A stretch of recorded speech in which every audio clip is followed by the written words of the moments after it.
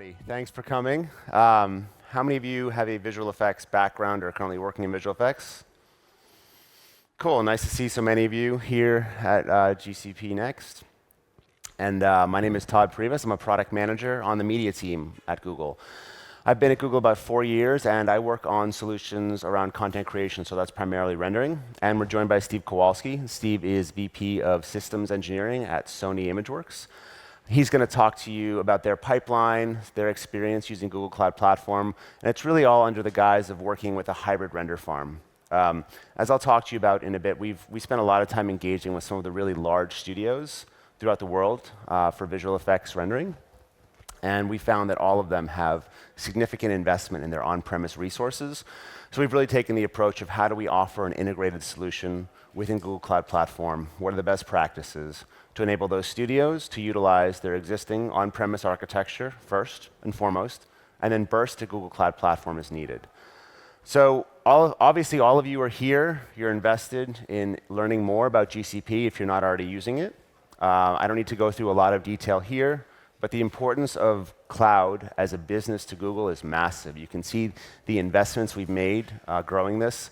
I remember my first GCP Next 4 years ago was down 3rd Street, I believe that way. Much smaller crowd, and just to see the business grow, see the interest grow from customers and partners all over the world, and even within Google to see our organization grow has been really exciting. I'm now a veteran in my 4th year at Google working on cloud. What I think is of importance specifically to note within our cloud regions where we actually have compute capacity is our close proximity to most of the major media content creation hubs in the world. So think of the obvious places like London, LA, Montreal, Oregon for folks up in Vancouver doing a lot of feature film work, Sydney, Tokyo. So all of these major hubs where a lot of content is created today have very close proximity to Google Cloud Platform data centers. And this is useful for a number of things.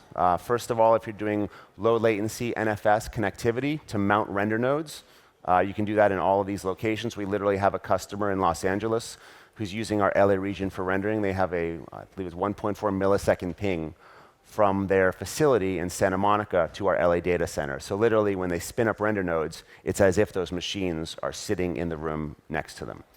In addition, remote workstations for artists who are working either remotely in those cities or at those facilities is something we can offer. We work with NVIDIA on GPU offerings. We have a partnership with Teradici for PC over IP and their remote desktops. And actually, if you'd like to learn more about that, on the 2nd floor of the Moscone West here, we have a complete virtual studio setup where we have artists on site here, we have artists in Los Angeles, and everyone's working remotely off of workstations running completely in the cloud on Google Cloud Platform. Over the last few days, they've been putting together a 30-second animated piece using products like Maya and V-Ray and Premiere Editorial, courtesy of our partnership with Bebop. So they're putting together this entire production live and in real time, utilizing an infrastructure and resources provided by GCP. So I think when you take a look at this map, take a look at the locations where we have data centers and understand, again, the importance of media and the media vertical to Google Cloud Platform as a whole. And when I do talk about Google Cloud Platform and our media solutions, obviously we're going to focus on rendering and hybrid rendering today, but it is important to note that we're looking to solve the ecosystem problem, or provide the ecosystem solution, I should say, really from glass to glass. So all the way from your content acquisition when you're on set, all the way through to your final output distribution, utilizing platforms such as Chromecast and Daydream VR. Imagine when you're on set, you're collecting terabytes and terabytes of data. How do you get all that data quickly up to the cloud? I mean, we have a number of different options. We have something such as partner interconnect or private interconnect that allows you dedicated connection to our network. We also have a transfer appliance, a physical appliance where you can literally load up to 480 terabytes onto that and ship that to us and get it on Google Cloud Platform. And all of the solutions in between. And obviously not all of you are working at all of the different stages in the production pipeline, but we feel as though through our software as a service solutions, our infrastructure and our partnerships with leading providers of tools that people are using today, we really do aim to provide the entire end-to-end suite of solutions in media and content creation all the way through distribution. And of course, that's augmented by our monetization platform, by things we're doing with ML. So again, in media, it's critical to us to offer the end-to-end platform solutions.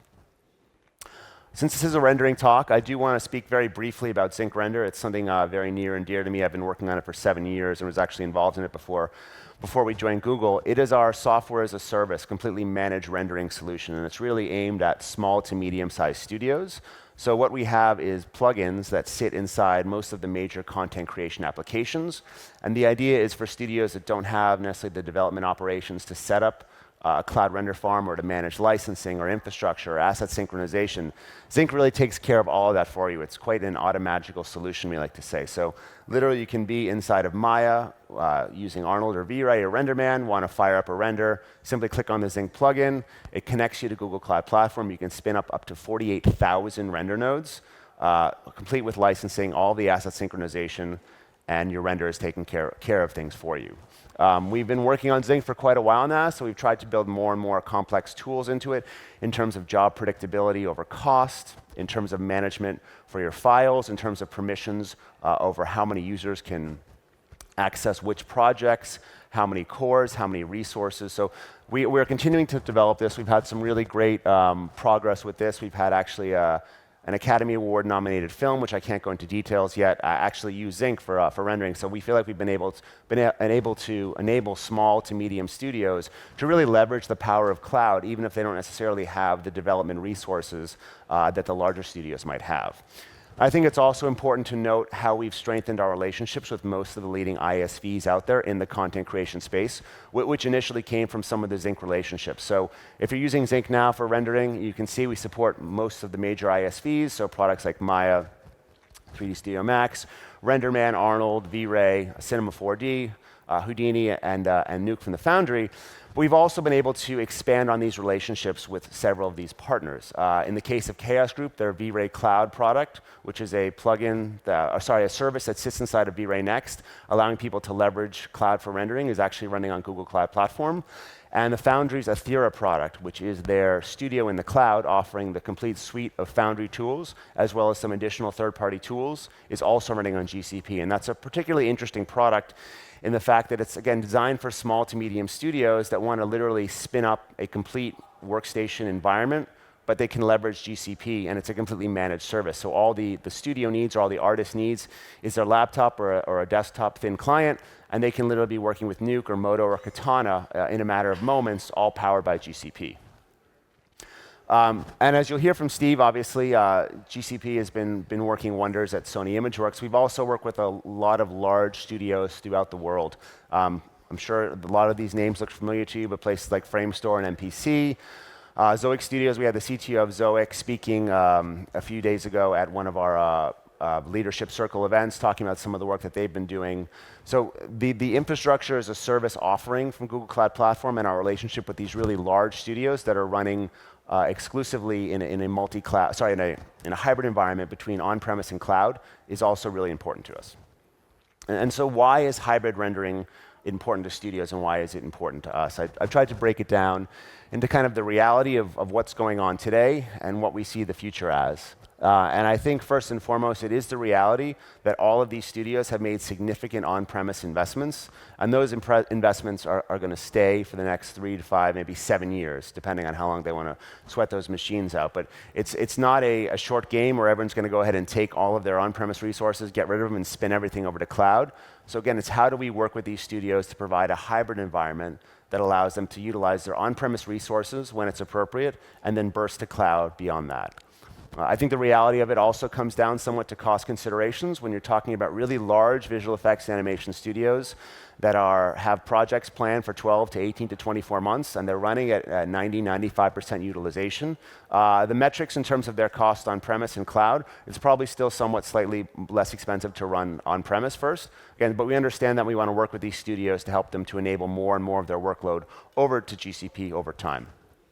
Anytime you've got a large studio, oftentimes you're talking about multiple locations, so having unified pipeline management is critical. If you want one queuing system that manages your on-premise resources, that manages your cloud resources, you want a single machine image that you can run on-premise, Dockerize that, put that on GCP, and not have to manage separate versions when you're running on-prem versus running on cloud. So it really does come down to burst capacity, and Steve's going to share with you some stats and data on how Sony sees the cloud and how they've used us for burst. And ultimately, we do see this as the gateway to the future. Again, I'm not talking about the next 2 or 3 years where everyone's going in all cloud all the time, but imagine a future where literally you have access to endless compute resources anywhere in the world, whether it's for your remote desktops, whether it's for your render farm, and think of the fact that you can literally spin up a studio, anywhere in the world, whether it be for tax purposes or for other business reasons, and not have to invest and set up an infrastructure. So it's still the very early days, but I think we've started to really demonstrate the value of cloud in working with a lot of these large studios. And so in terms of Google as an infrastructure provider for visual effects, animation, rendering in particular, what do we feel is strongest? And I just want to highlight a few of the things at our fundamental offering level that studios have shared with us is really critical in terms of doing their rendering work. Compute, obviously, it's kind of the baseline core when it comes to rendering. And I want to call it the fact we have a set of machines called preemptible VMs, or PVMs, as they're mainly referred to, and that's probably what I'll refer to them the rest of this talk. These are essentially spare capacity machines. And these are available at an 80% discount of our on-demand machines. These machines can be taken away if capacity is required from another customer who's using them at full price. But I think for fault-tolerant workloads, it's really the machine of choice for people doing rendering. One of the great things we've seen out of most of the major renderers out there, again, when you're talking about Arnold, V-Ray, and RenderMan, is the fact that they all have some sort of checkpointing or snapshotting mechanism built in now. So the fact is, you can set that up, and you can run a render and write the partially completed frame back to disk. So in the event you're running a machine for 4 or 5 hours, let's say you've got half the frame done, and that machine is preempted, well, if you enabled snapshotting or checkpointing, you can simply pull up another preemptible VM and resume the render, so you haven't lost all of that. So for fault-tolerant workloads, such as rendering, we have really seen that preemptible VMs are the machine of choice. We also offer custom VMs. So this allows studios to exactly tweak the VM size to the kind of job they need. You can go up to 96 cores for your RAM, for your CPUs, and I believe it's over a terabyte now for RAM. So if you're doing a very multi-threaded heavy Arnold or V-Ray or RenderMan job, you probably want to crank to 96 cores. If you're doing something like a comp job in Nuke that's not threading quite as high, maybe 16 cores is adequate. So we give customers and studios the flexibility to actually configure a VM to whatever they need. When I say massive size, I'm simply talking about the scale of our data centers worldwide. We have a customer called Atomic Fiction. I've been working with them for about 7 years now. They were actually a Zinc customer many years ago. And their co-founder, Ryan Tudhope, I think, has a great quote that I like to use. You can have an iMac-sized render farm at 1 minute and an ILM-sized render farm the next. So it's really that ability to spin up and scale your requirements on demand with literally no notice that I think makes cloud and makes our capacity quite attractive to large studios looking for burst capacity. In terms of latest and greatest, we do offer the Skylake machines, and those machines can be spun up very quickly. So it's a very fast deployment. You're looking at 30 seconds or so from when you actually boot up a VM to when it comes online. And so along with our compute, we now have GPUs from NVIDIA. We have the K80s, the P100s, the V100s, that just announced P4s. And all of these can be used in a very flexible manner, similar to our CPUs. So you get bare metal performance. You can attach multiple GPU counts to any instance. And depending on the kind of work you're doing, as I was mentioning, we have a wide variety of GPUs. And again, I would really encourage any of you who are interested in kind of the remote workstation, visualization side of things, just go down to 2 after this. We have a nice media entertainment section in the solutions area. And you'll literally see we have 3 or 4 artists now working all remotely using NVIDIA GPUs and Teradici to run virtual workstations and creating their content. Storage is obviously a very important part, especially if you're not doing an NFS mount to a data center for close proximity. So if you're using our Iowa data center, for example, from LA or from Vancouver, it's important to know we have a variety of different storage options. And of course, much of the rendering software today is legacy and does require a POSIX interface. So we have all sorts of things. I'm not going to go through the entire list, but if you need caching, there are products like Avir, there's PixCache. Cloud File Store is our recently announced managed service for NFS Filer, and a number of other options in there as well. Our network, I'm sure if you've been to any other sessions today or this week, you've heard our network called out, but it is the largest cloud network, and it's the fiber that we've owned and we've laid. And we've heard certainly from large studios that have locations throughout the world, being able to pass data once they've connected to our network is just incredibly reliable, incredibly high speed. So think of studios that have offices in London, Mumbai, Vancouver, Los Angeles that are now delivering shows in 6 to 8 months when they used to have 12 to 24 months. The cycles to deliver are compressing, and the fact that you need essentially these almost 24-hour work times to have multiple locations working on a single shot is something that our network provides great flexibility with. ML, I'm not going to go too much into this, but I think we're really starting to see some of our customers, especially when it comes to visual effects content creation, take a deep dive in machine learning and really want to understand what sort of predictability can I have with cloud. It tends to be one of the major blockers when you first start engaging with the studio. Like, well, we don't know how long this is going to cost, how much time it's going to take. And what we've seen more and more are our customers starting to look at the data from past jobs and try to understand and put together models as to actually what is the cost for this particular shot, what is the cost for this frame. And I think as we start to see more and more of these solutions around ML come online, it's going to alleviate a significant amount of kind of the doubt and concern when it comes to the unknown for cloud. I want to wrap up and talk a little bit about security because it really is critical, and we were among the earliest cloud providers to tackle this issue, specifically for feature film, tier 1 content, I like to say. So what we've done is work with all of the major Hollywood studios in terms of working for approval regards to allowing their most sensitive content to be run on GCP.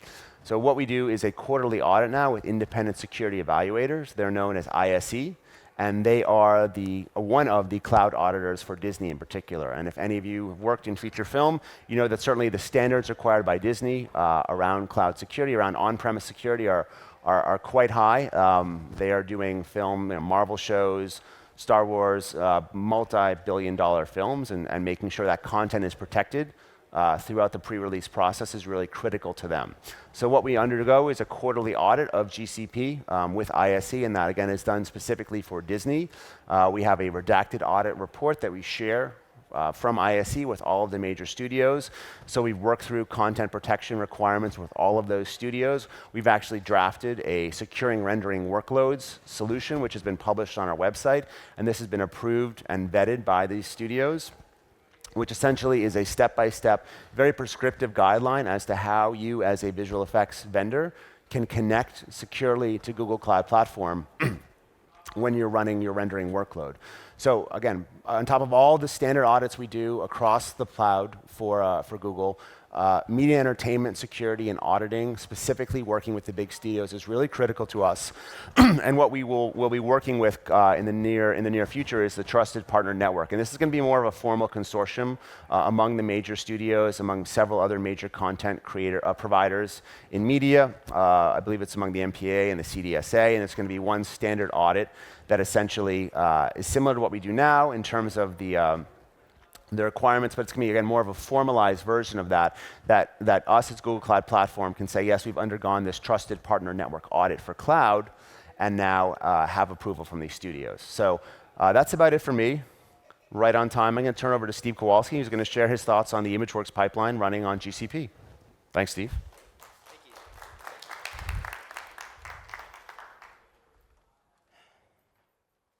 Okay, well, thanks for everyone coming out today. I'm going to apologize up front for what may seem like a fairly lengthy lead-in, but I want to try and frame the problem that we're solving by using the Google Cloud. And I'm going to stick to my script on this because there's a lot to get through, and I want to try and leave some time at the end for any questions that you might have. And lastly, I completely forgot about San Francisco coffee, and I had a cup of coffee this morning, and I'm surprised I didn't jog to the arena this morning because it's really got me amped up. So best I stick to the script. So, okay. Okay, so my name's Steve Kowalski. As Todd said, I run systems engineering for Sony Pictures Imageworks. I've been at Imageworks for about 23 years now, and I've held just about every technical position within systems engineering, all the way up to running the group. I have responsibility over the entire technical infrastructure and also have responsibility at our sister company, Sony Pictures Animation.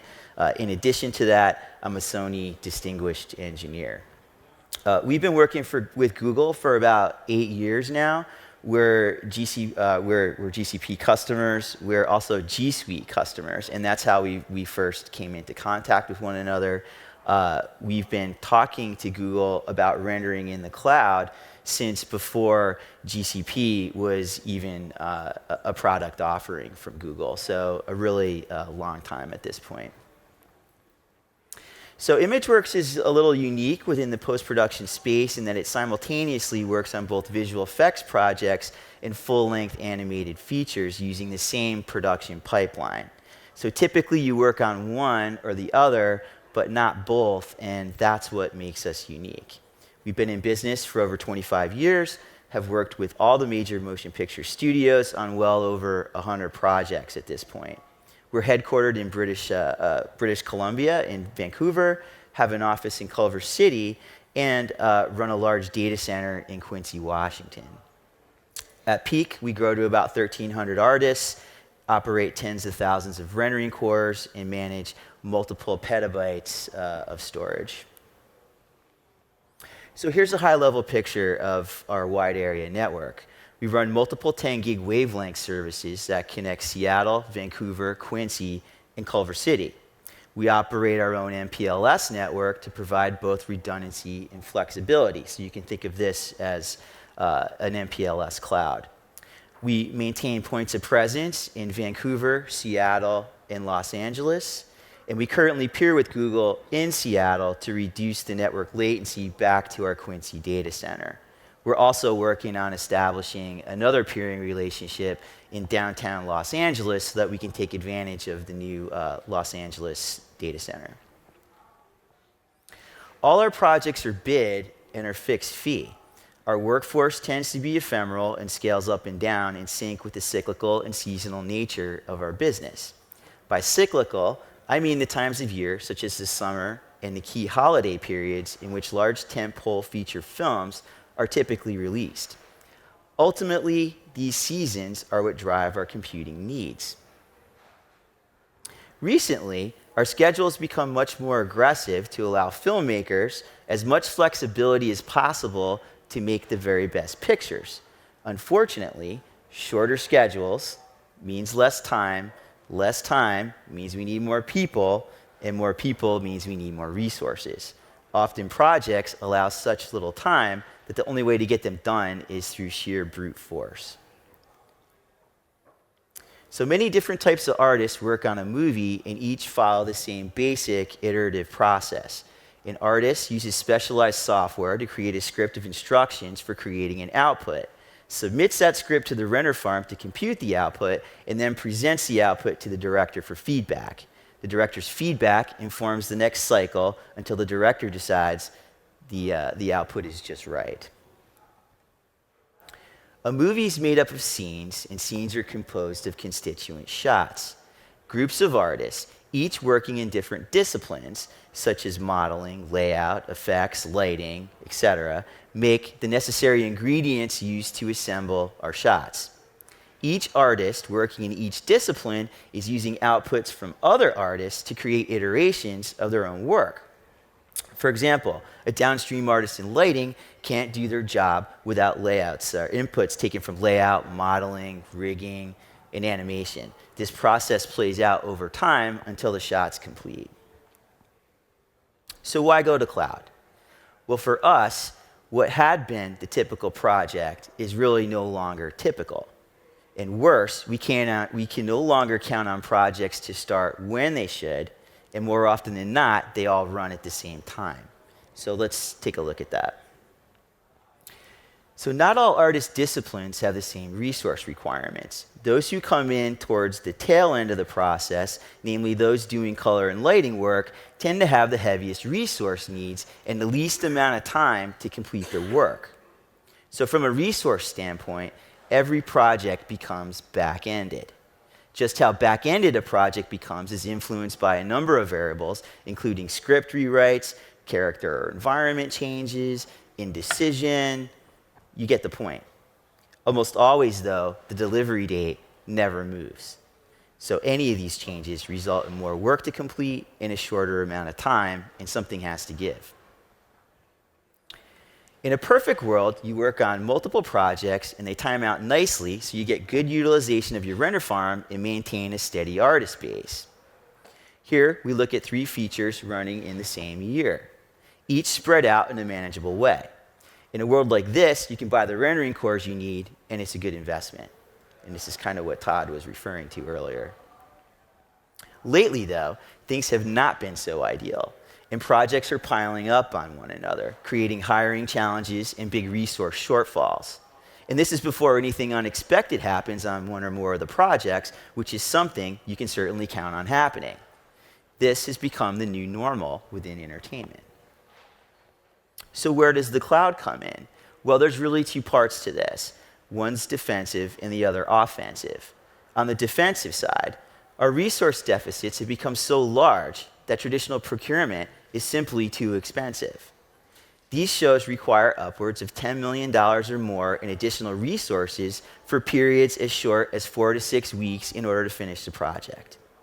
At this scale, few companies are willing and or able to rent bare metal servers for such short periods of time. Again, we're talking a few weeks here. Anyone who's willing to rent wants to rent for multiple years, not weeks, and the price is generally very expensive.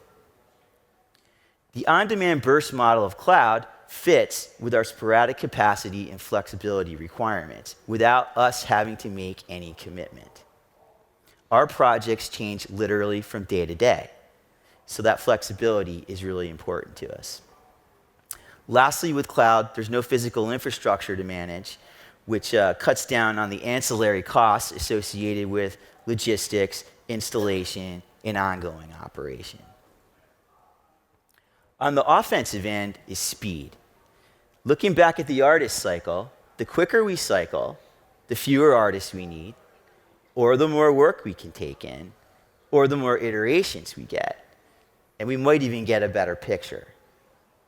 We also feel strongly that our infrastructure should never be the slowest link.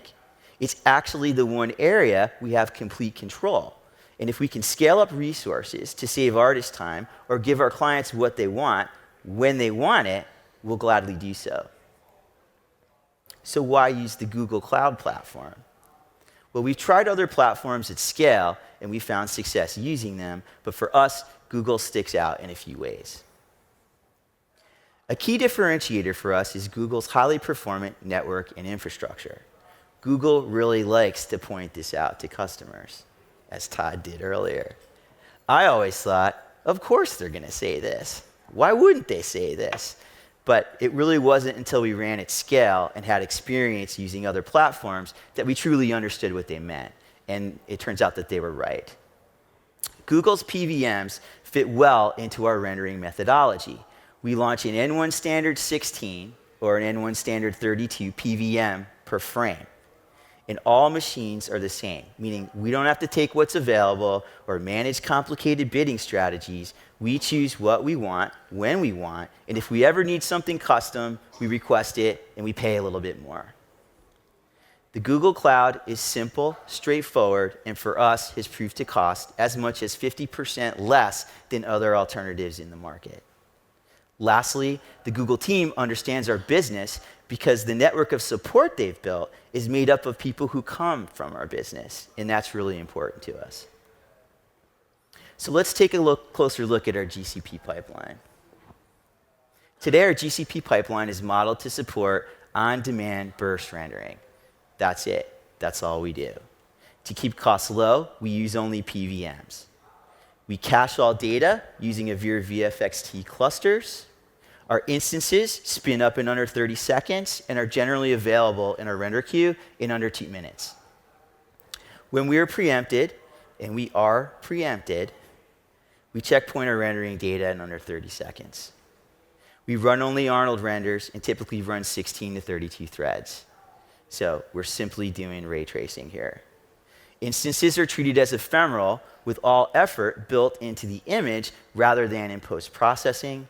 And we mostly launched the N1 standard 16 instances, which provide 16 vCPUs and 60 gigabytes of RAM. Now here's a diagram of what this looks like. Q3 servers at SPI work in conjunction with the provisioning system to launch PVMs in GCP that read and write data through Avira virtual caches. For management and orchestration, a bastion host is set up within GCP, so we prevent our admins from running gcloud commands on SPI machines. Logs are sent to BigQuery so that we can analyze use later for billing purposes. And the link between SPI and GCP is a private 10 gig interconnect with VPN, and again, for us, that's in Seattle. Our first burst rendering project was the Emoji movie. We started the project on AWS, and we finished it using GCP. We ran for about 3 weeks in GCP. Emoji was the first time we ran in the cloud at scale, and we ended up growing much larger than anyone had planned. We ended up growing to be about 5x what we initially thought we would run going into it. So as a result, we were really unprepared, and we learned a whole lot from that experience. And there were really 4 main takeaways for us. First, it was very difficult to tie the GCP autoscaler with our queuing system, and we made some real costly mistakes. So we quickly took over the necessary orchestration to scale down when we needed to, and that really helped us curb runaway cost. So you can imagine going into a weekend and your queue clears out, and then your hosts keep running until Monday morning, and you pay for that. So that's a costly error. Second, we learned that we needed robust logging and statistics collection, so we always knew what was running versus what the queue thought was running.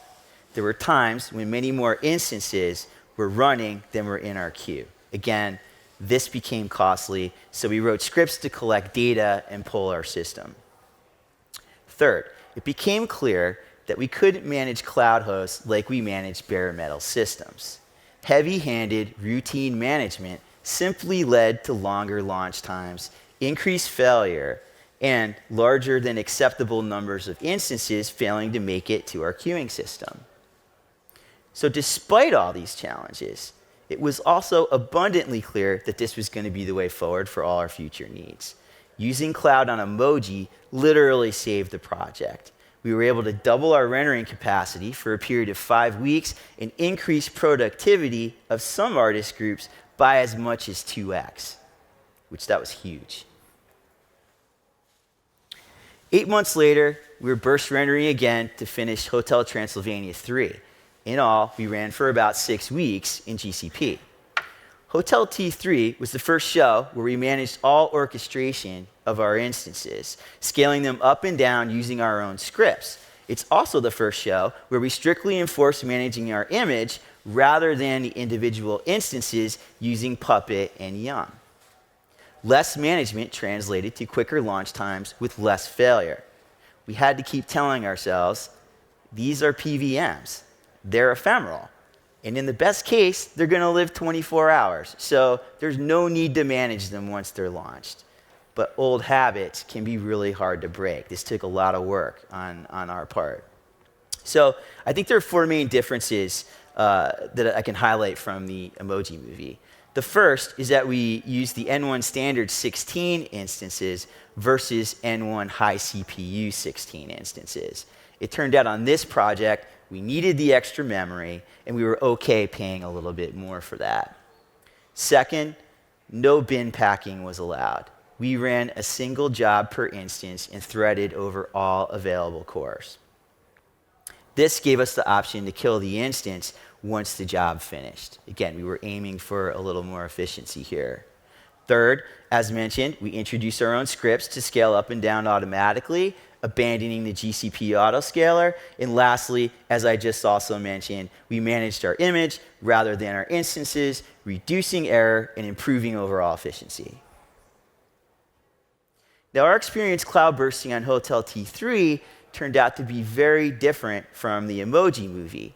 we introduced a new rendering workflow that combined persistent checkpointing with a custom denoiser to cut our frame times by as much as 45%. As a result, our instance group size would often fluctuate wildly depending on the time of day.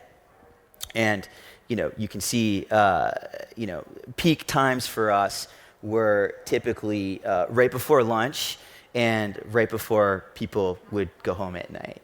And I should note here, too, on this chart that we're measuring cores, and for us, a core is equivalent to 2 vCPUs, right? But here, you see a nice sawtooth pattern, and the queue loads up with frames and empties out in a matter of hours.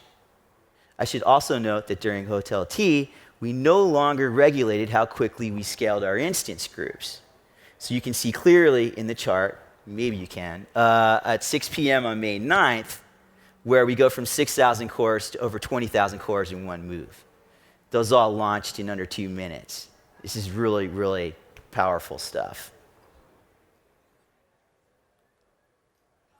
So here's a breakdown of where the costs landed on the show. 3/4 of our total spend was allocated directly to processing, and that sort of felt about right to us. That comports with maybe our traditional capital spending on infrastructure, so seems right. So today, right now, at this moment, we're burst rendering on a project called Smallfoot. And even though we're using the same rendering optimizations introduced on Hotel T, our Smallfoot experience seems more akin to the Emoji movie. That's because Smallfoot has much heavier scenes than did Hotel Transylvania, and the 45% efficiency gain simply brings our frame times into alignment with our historical trend. So there's one big change, though. The N1 standard 16th instance type lacks sufficient memory for about half the jobs we wanted to run. So we launched another instance group using the N1 standard 32 instance type. We created 2 queue groups, and our render technicians simply tagged the high memory jobs to go to the appropriate group. Now you might be thinking, why not run a high mem instance? Well, we looked at that option, and we determined while threading our application over 32 vCPUs versus 16 was about 17% less efficient. The cost for a high mem 16 vCPU instance was 25% more than a 32 vCPU standard instance. And I think that's what's really great about the Google Cloud. There's always an option to meet your specific need. Now, even though we only had a few weeks between cloud bursting projects, we were able to make a few improvements since Hotel T. First, we introduced the concept of unit testing and mandated a full-scale test for any major change to the system. We also learned the hard way to not assume that nothing had changed between spinning down the environment and spinning it back up again. Just because it worked before doesn't mean it's going to work again. So you really do need to continually test. Second, we refined our queuing logic to more quickly onboard cloud machines. The lag between instance spin-up and queue onboarding for prior projects really ate into our overall efficiency. Now, to be fair, on those projects, efficiency was not one of our main goals. Success then was really simply measured by launching an instance, getting it in the queue, computing a frame, and shutting it down. If we could do that, that was success. And lastly, as I mentioned, we introduced 2 tiers of service, the standard and high memory, and created 2 queue groups to dispatch jobs to. Now here's a cloud usage chart for Smallfoot. In contrast to Hotel Transylvania, there's much more even utilization over a similar 3-day period. The queue is mostly full, and that's because a portion of the jobs tend to run much longer. We also believe the queue is doing a much better job of dispatching new work to instances that were nowhere near the 24-hour time limit imposed on all PVMs. The 24-hour time limit is something you have to manage in balance with the risk of preemption. The longer an instance runs, the less chance there is of preemption. So, if your job runs for a short period of time, it's in your interest to keep using that instance up to the point where the timer will expire. You need to feel this out and act accordingly. Initially, we wanted to compute a frame and kill the instance. It seemed simple and straightforward and felt like it would be the most efficient thing for us to do. But many of our jobs would finish in under 5 minutes. So that proved to be a poor strategy because we increased both our overhead and preemption. Had our frame times been, say, 10 hours or more, it may not have been such a bad strategy. Again, you need to tailor your approach to your specific application and workload. Now, because Smallfoot's confidence in GCP grew over the duration of the project, a week ago, they doubled the number of instances and now keep about 15,000 to 18,000 cores busy almost 24/7. When combined with on-prem resources, the total number of cores Smallfoot can keep busy is well over 50,000. When I last checked, they were computing 600,000 frames a day. They'll deliver the project sometime in the next 3 weeks. Now here's a breakdown of where the costs have landed thus far on this project. It's not too dissimilar from Hotel T3. By percentage of total spend, there's slightly less network and a little more cache and processing. Hotel T3 rendered about 40% more frames daily than does Smallfoot, so this seems reasonable to me. All right, so I'll wrap up by sharing what the next steps are that we intend to take with cloud. There are 5 areas I see us focusing on in the near term. The first one, and perhaps even the most important, is around socialization.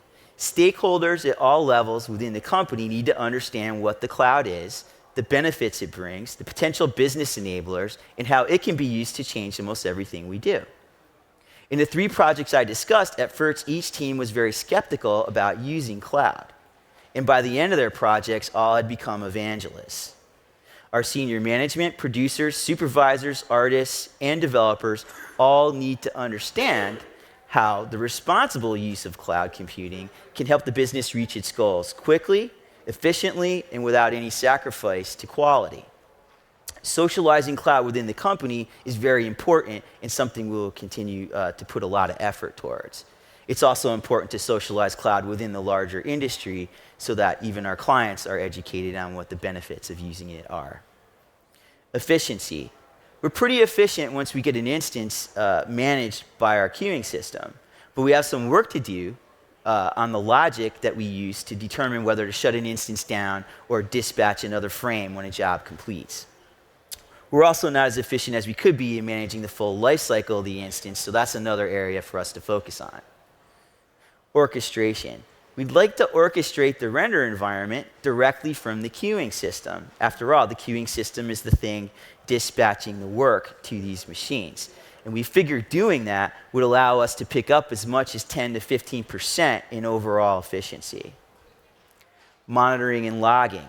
While we do extensive logging and statistics collection on the jobs we run in Q3, we want to better understand the full picture so that we'll incorporate more of what we log to BigQuery and Stackdriver into our daily reporting. I see these stats feeding into some custom dashboard that we can specifically tailor to each viewer. And then there's reach. We'd like to extend our rendering reach beyond US West, which will involve pushing some pipeline servers into the cloud to mitigate the additional network latency. Running multiple zones reduces risk, especially as our resource requirements continue to grow. A little further out, we see other areas we can leverage cloud to enhance and grow our business. And Todd was sort of alluding to this towards the end of his talk.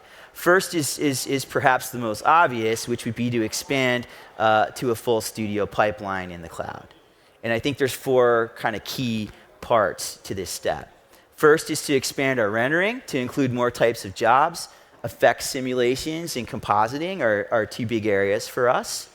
Cloud workstations to accelerate workflows and enable new office locations and or mitigate the inevitable surges in labor often required to complete projects. Dialing in performance on workstations will allow us to also to pursue more real-time workflows at the desktop. Storage. We'll use Cloud File Store and other third-party storage options to migrate our data and extend our pipeline into the cloud. our pipeline is NFS-based, and our applications require a POSIX-compliant file system. And we don't expect that to change anytime soon. Lastly, there's our pipeline. We'll migrate our middle tier and pipeline servers into the cloud and rewrite applications to scale up and down on demand or run as microservices. And a lot of these applications have been written and assume that the machine is just on 24/7, so it's difficult to just swing these things over to cloud. Now, if we can enable a full studio in the cloud, we can add additional office locations when our clients and our projects require us to do so. We can truly become a global company, and leveraging Google's global network will allow us to do it quickly and on terms that we set. It's really important. There are also great solutions to explore around backup, disaster recovery, and business continuance. Increasingly, with the sheer amount of data that we generate, traditional tape backup no longer meets our needs. God forbid we lose a file system on one of our servers. Our only recourse is to try and piece it back together again from probably hundreds and hundreds of tapes. It's just not going to happen in time. And finally, the Google Beyond Corp tools that are available today allow us to set up cloud-based identity management. These can be leveraged in conjunction with Cloud KMS to secure the data we move into the cloud and implement multi-factor authentication on any web-based application using the identity-aware proxy service. We use the IAP today to extend Flix, which is a collaborative story development application from the Foundry, to remote Sony Pictures animation users. It works great, and it mitigates the need for cumbersome and complicated VPN-based solutions. So that's all I've got for you guys. I want to thank you. I wish you luck in using the Google Cloud. If you have any questions, please feel free to reach out to me at this email address, and I think we got a few minutes for questions if anyone wants to come up to the microphone so they can get the audio. Okay, thank you. Thanks, Steve. Yeah, thank you.